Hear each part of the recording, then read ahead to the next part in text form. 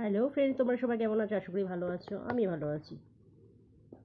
একটা জিনিস খেয়াল করে দেখবে, লোকে মদ খেয়ে এসে যারা মাতাল, লোকে মদ খেয়ে এসে বউকে খুব পেটায়।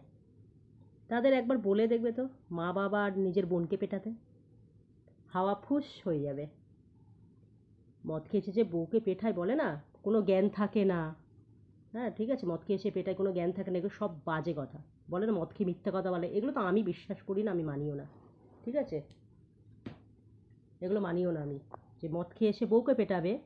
যেহেতু পরের বাড়ির মেয়ে, পেটাতেই পারে, কিন্তু নিজের বোনকে, নিজের মাকে, বাবাকে পেটাতে বলো একটু, তখন কিন্তু ওই মাতাল আর মাতাল থাকবে না, তখন কিন্তু নিজের রূপে চলে আসবে। কই তখন তো মারে না মা বাবাকে, পরের বউটাকে মারে, তাহলে সেটাতে ইচ্ছাকৃত।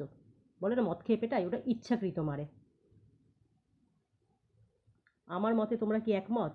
কমেন্টে অবশ্যই কমেন্ট করে জানাও যে মদ খেলে কখনো ওইভাবে নেশা হয় না, যে বউকে গিয়ে পেটাবো, মা বাবাকে পেটাতে বলবে একবার, দেখবে কখন আর পেটাবে না, হাওয়াটা ফুস হয়ে যাবে। এগুলো দেখলে না আমার গা পিত্তি জ্বলে যায়, যে মদ খেয়ে এসে বউ পেটানো, এক নম্বরে মানে কি বলবো, হারামি বেটা ছেলে তারা।